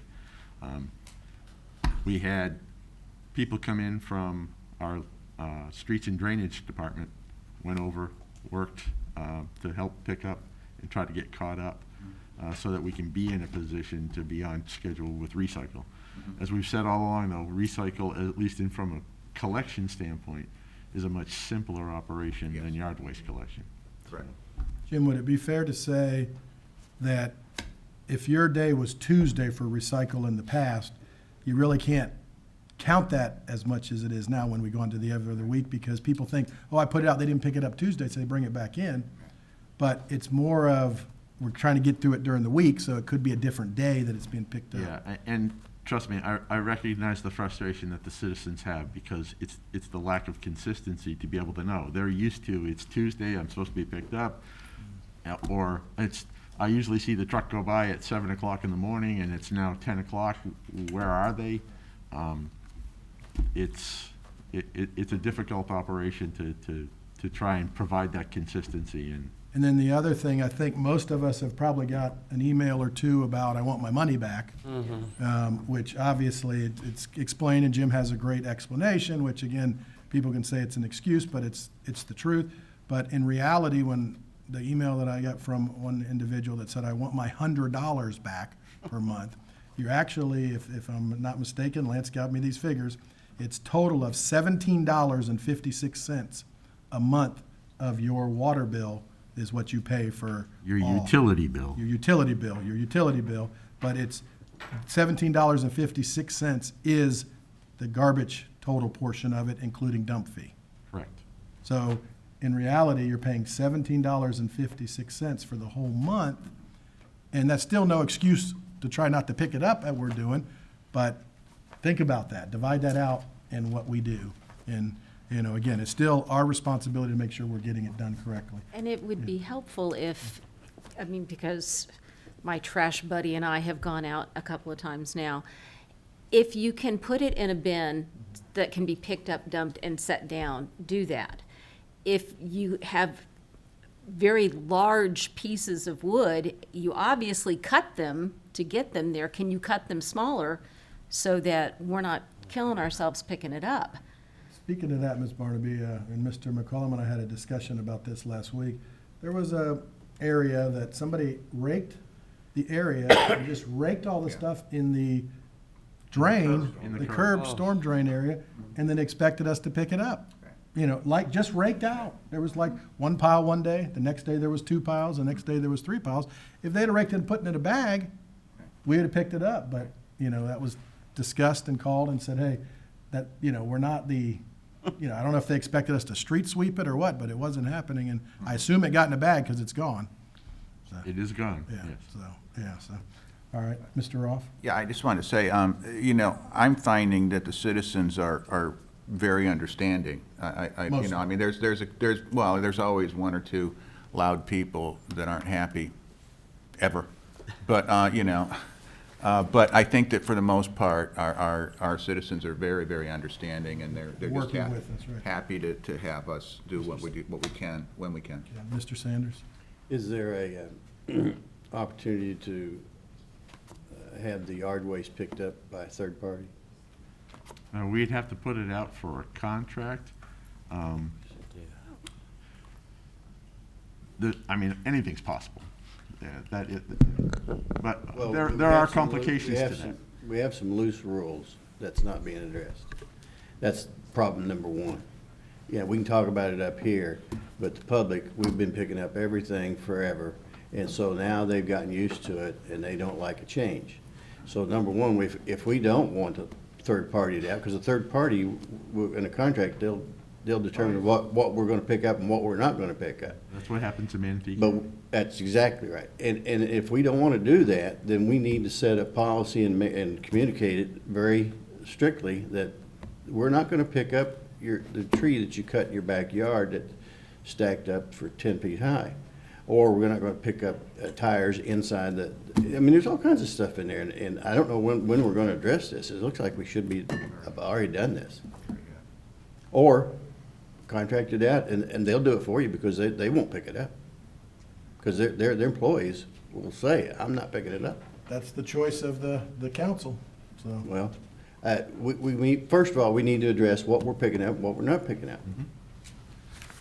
Mayor, if I could just, you know, these are all valid, very good points. And Jim has been racking his brain, I think, since I've met him 6 months ago about this. But as you said, it's the choice of council. And I think what we're going to be ending up doing is bringing back proposals to council. We talked about, from Councilor Ross, about our recycle program. Well, we have over $1 million of blue cans out there. And if you put yard waste out in Manatee County and it's not bagged or properly bundled, it doesn't get picked up. The downside is if we did that in Bradenton and said, well, we're not going to pick it up, well, everybody'd leave it there, and it'd probably look like atrocious, right? We all know that. There may be some opportunities to kind of re-engineer what we're doing as it relates to those recycles and use those blue bins, put a sticker on them, basically, it says yard waste only, do not contaminate, and make people put their yard waste into those. Now, will it solve every problem? No, it's hard to get a palm from in there. You know, we still have other things, but it could solve a good deal of it, and it could automate the process. So now we wouldn't have to go along with the claw picking up yard waste that has PVC pipe from the construction irrigation remodel, pickets with nails in it. I mean, some of the stuff we've all seen when we've been out there, and really piles of vegetative debris and pruning, sometimes the size of half of the front of the dais. I mean, we had the last pile we did when we went out there. It took 3 people, 3.5. I'll give 1.5. She did the work of 1.5 men. She was stronger than me and Lance. Right. So Councilor Barnaby, me and Lance, I mean, it literally took us, what, 30 minutes to get that last pile? We were there 30 minutes, and there was construction debris in Yeah. it that we had to pull out because we can't take construction debris. Right. And I drove by there, and they put construction debris in a can now. So part of me wants to go by and take a note and tape it to there saying, we cannot take construction debris. Yep, and I think as a tool, you know, we make it easier, number one, and then as a tool, we say, if you are gonna put that out, expecting us to just get sick of looking at it and pick it up, well, here comes another $15 on your bill. I mean, there are ways to do it, you know, there are ways, but at the end of the day, it's gonna be just what Mayor Brown talked about, which is, it's council's choice. We're gonna probably bring these ideas, and they're difficult choices. There was a gentleman that spoke to us a while ago, and he said this, quote, "Words with no action mean nothing." And this is a prime example that if we're gonna continue to talk about it, let's put it on the agenda next meeting and make it happen. Because all we're doing is, I would just request, give me 2 meetings, if you can give me to February. okay, Well, I don't think there's been no action taken, obviously. There's been a lot of action taken. It's just what's been effective so far at the best 100% level, we haven't found it yet. I mean, because again, if you could solve this, you wouldn't be working for us. You'd be working for some major company that would be all over the country, because this is a countrywide situation, and certain areas are worse. Ms. Coker? Yeah, I was glad that you brought this up because I think most of our citizens want to do the right thing. And I never knew until just recently that you could order a dumpster and fill it and then pay the dump fee. And I couldn't find it anywhere on the site. So I had to call and just say, oh, I was told. If we made that more readily known, I think, you know, I'm in the middle of doing a reno and that's awesome. I mean, and so maybe people would do the right thing if they knew about it more. And I know we've talked about door hangers and stuff like that. But I would just say, that was a great service for me. And kudos to your people. They called me right back, very friendly. It was easy. The dumpster was there the next day. Can't say enough goods. So good thing. And then I had one other thing about the fire station. All the turkey leftovers are done, so we were supposed to be done by Thanksgiving. Where are we? So, as of yesterday, we were out there yesterday for a progress meeting. We are like this close. So the carpet is down, the ceiling tiles are in. They're gonna be coordinating installation of appliances here shortly. There's a few remaining items. They started the irrigation work associated with the site work for the landscaping that will occur. There's the concrete approaches that lead into the equipment bay that need to be poured. Those should be occurring here shortly. We're looking at, I think as of yesterday, the substantial completion, which would mean we would be able to use the building, would be January 19th at this point. I'm thinking it's probably more like the 1st of February before we ever get there. But it's, unfortunately, a lot of it is some supply chain stuff. Some of it, for instance, there is a hood that goes over the stove in the kitchen. It was a 8-week lead item that turned into a 16-week lead item. And we can't get final completion, we can't have an electrical inspection until that's in place. So, I mean,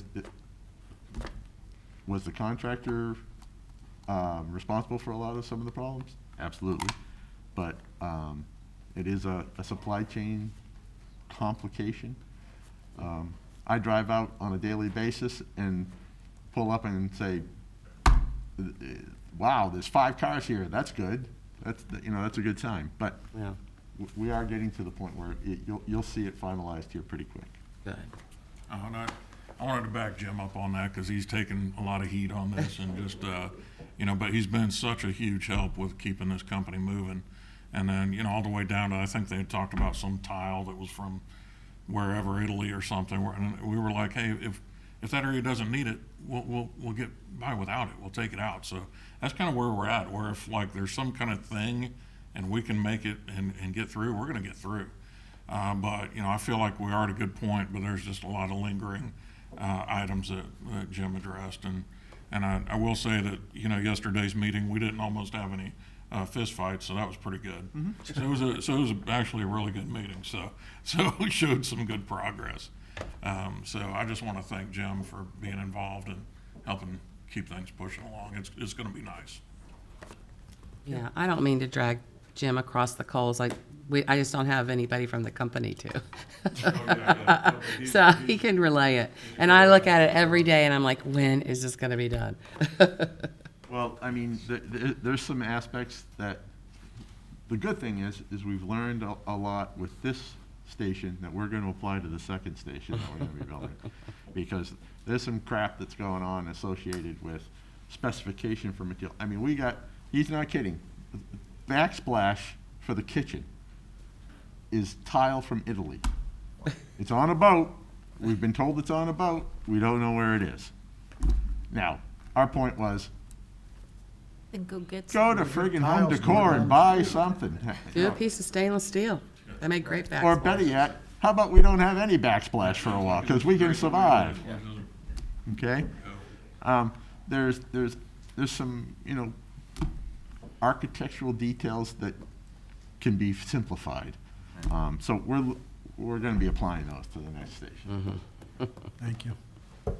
And just, I wanted to jump in right behind Jim because we are going to be, speaking of fire stations, starting the planning for Station 2. And our really first official meeting is going to be Friday. And we'll let some of y'all know when that is and where it's going to be. It'll be right downtown here with Folly Bryant. But we do have that meeting already coming up. Kind of hard to believe, but trying to wrap one up and, get another one started. So it's great for us, though, I got to tell you. I mean, that's still a great thing going on. I wanted to back up for a second and go back to the youth center that was being discussed by Robin. I did do a little research on that with Fire Prevention Bureau, and it almost seems to me like what's going on is that they're looking for the answer they want to hear out of us and then going to probably your office to see what they have to say. But what it comes back down to is the purpose of the facility and the square footage of the rooms, which is limited to the 200 square feet. Now, if they reclassify it as a detention type center, all right, they can lower that to 120 per our codes. But I think what's happening is they don't like what we have to say, so they're going back to Robin's office, and I'm probably going to suggest that our fire marshal gets with her and they have to sit down and have a meeting together with the gentleman and their planners, because that appears where we're held up at. And if he can't get what he needs, the project may not be a go. So that's my research that I've done briefly on that, and I think at this point they just need to all get together and decide how it's going to move forward. Thank you. Okay. And beyond that, our report is that we're still kind of in transition and just going through promotions and testing, things as such, to make that happen. So anyways, just going strong out of the holidays. Thank you. Appreciate it, Chief. Chief? Okay, thank you. All right, anyone else? I had a question for Yes. Jim. Yes, Jim. I almost hate to bring this up, but Riverwalk East, I don't see many days of people there. They've done quite a bit this past couple of weeks, but we were doing 0 on phase 2 and 3. They're doing 0 on phase 2 and 3 because the design is not approved yet. They submitted the design in December, 60% design. We made comments on it. They revised those comments and submitted the site improvement permit. So that site improvement permit is under review. We just got it last week from them for the final approval of the design itself. The contractor is using those set of plans to develop cost estimates, so they're pricing out the work associated with that phase and hope to have those prices to us by the end of this week. When will they start working? As soon as the site improvement permit is approved, we'll have the schedule from them as to when they'll start. As the biggest lead item is the observation tower, and we've settled on what they're going to do for that. So they're working on the design associated with that, the final design, the structural design associated with it. But as far as like the road work and all of that, that should be able to proceed quite quickly. The work in the water is scheduled to start first of next week. We had a meeting Are you talking yesterday. about seawall? taking out the seawall, putting in the living shoreline and all of that. Now, you're talking about the park. I'm talking about 2 and 3. I understand you're talking about 2 and 3, but I'm talking about that's where they're going next with their workforces, is associated with getting that started. The site work contractor that's doing that work is the one who will be doing the roadway work associated with phases 2 and 3. So that work associated with the living shoreline is the last big ticket item associated with site work for phase A, if you will. Based upon what our conversations with him yesterday, he's looking at that being about a 2-week operation associated with doing that work, assuming the weather cooperates with the work in the water. And then we should have the site improvement permit plans approved by then for them to be able to move forward with the next 2 phases. Who approves these plans? The engineering department, Your department. our engineering department. Plus, you should see dirt being moved, or whatever you want to say, pretty soon, next few weeks. I would say by February. By when? By February. So what about along the Powers property to the right where we've surveyed it and we own all that ugly scrap tile, big, huge tile? Are we going to remove that? Are we going to? I don't know. It's Scrap tile? to the street. What is that? 14th, 12th? What is it? I should know. It doesn't matter. Right beside the park. At the end of 14th Street? Yeah. Yeah, that's part of the site work that's gonna be occurring now. They're gonna be ripping out that flume, taking back the seawall. That starts next week. I meant to the right of it, where it was used as private property. And now, and what, I'll have to get with you afterwards. I'm not sure exactly what you're. the driveway into the home where all the Riprap. Yeah. well, it's not riprap, it's Scrap tile, scrap all that. tiles and just, why can't we go ahead and start removing that? Well, first off, it's on private property. No, it's not, it's ours. I'm not sure that it We is. surveyed it. We surveyed where the I'll get with you. We'll take care of it. And go look at it and walk it, maybe that'd be good to. We did walk it. It's on part of what this next portion is associated with taking out the seawall in that area. So in front of the Powers property, we'll be taking out the seawall between that property and where the existing dock is that's gonna be coming out and be rebuilt. That's gonna come out. They're gonna be removing that seawall in that area, creating a natural softened shoreline that will be rip-wrapped with a planting bed in the middle of it, and part of that wraps around the corner to where that material is. So that's part of what's gonna be starting next week. So it'll wrap around from have you got a plan for that, what it's gonna look like? As far as on that portion? On that, the end of that street, what will it look like? Yeah, we do. Okay.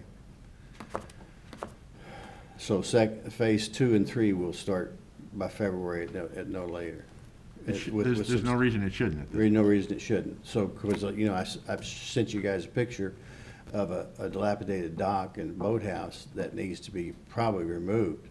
But that's not part of the project. Well, but is it? No, I mean, it's not. I understand, but we're gonna have public access to a riverwalk and have that as a nuisance. Well, why isn't it it should be part of our goal. Because it's private property, and that's part of. Well, I don't know if that's riparian rights or not, I think that's something that give a little opportunity, and I think if we can ask our attorney's office to find out about the riparian rights, some other opportunities that are out there, and I think, They because do again, have that's. riparian rights. Okay. So, and I do know that there's a permit in for that dock, correct? Is that the same dock? No, there's 2 docks there. The one I was talking about had a boathouse on it. You said this one didn't have a boathouse, so I'm not sure we're talking. Replacing the dock with the boathouse with a dock that does not have a boathouse. This is at 1002. the 1002. address, so that, it is the photograph you sent me. It is that dock. It's It- getting replaced with a flat dock. Flat dock and the boathouse is going away. Yeah, but it's So- going through a special use process, so you will see it as Okay, part of that so process. special use process says to me that there's no riparian rights. Not necessarily. There's two different forms of special use. One is if you're exceeding 80 feet in length, and the other is if you don't have riparian rights. The indication on their survey that they gave us is that they do have riparian rights. However, we're checking with the city attorney's office to confirm that, whether or not they have them. I didn't know there's restrictions on docks with riparian rights. There is. Size. Length, yeah, Yes. length. So once that is done, then the permit will be issued and then they can perform. And you said that was Duncan Seawall. Yes. Who is also the company that's building the boardwalk associated with the river. Right, and so that's, like, that'd be kind of nice to have that done, but they'd probably like to have that done with the other one. Is that, you know, that'd be great, but we don't do things like that, but. So, Second Avenue. We didn't have a paving program in Ward 4 last year that was acceptable to me, and so you've indicated that Second Avenue is on the agenda to get it completed this year. When will we start? As soon as we get the final plans from the contractor associated with the rebuild on the, we had a review meeting with them in January, made some comments on the plans, and so they'll be revising them. And once that comes out, we'll put it out to bid, because it's not just a paving project, it's a construction project. I thought we were gonna do some of that. I thought we were gonna do some of that on our own, not bid it out. No, I mean, the paving of the street is part of the reconstruction. 'Cause Well, I understand that, but I thought some of the design and that we weren't, that we thought it was too expensive, and we was gonna do some of that ourselves.